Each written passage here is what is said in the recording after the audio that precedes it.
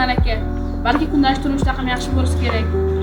Masalan, u ko'chalarga aql tashlamasligi hamda uni ozod tutishi lozim. Bu bolalarga yaxshi bilim berishi hamda o'zi ham yaxshi bilim olishi zarur.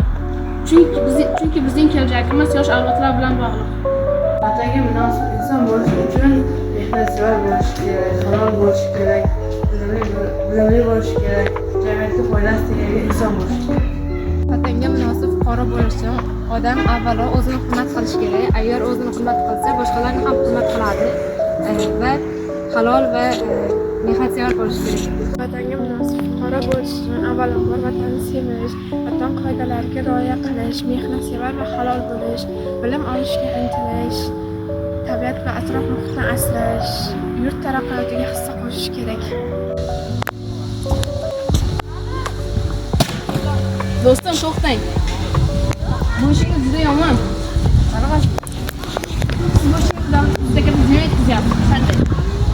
Masalan, siz o'tgan bo'lishingiz mumkin, lekin bu hol davlatda juda ko'p ishlayapti va bundan davlatga juda katta ziyon yetkazmoqda.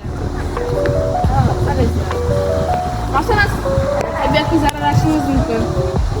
Tabiat zararlashdi va bundan azoqatlarga juda katta ziyon yetadi va davlat ham bundan zarar ko'radi.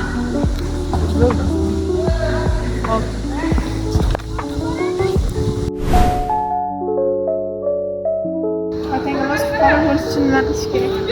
Vatanga mos fuqaro bo'lish uchun ilmli, bilimli, odobli, o'z vatanini hurmat qiladigan fuqaro bo'lish kerak.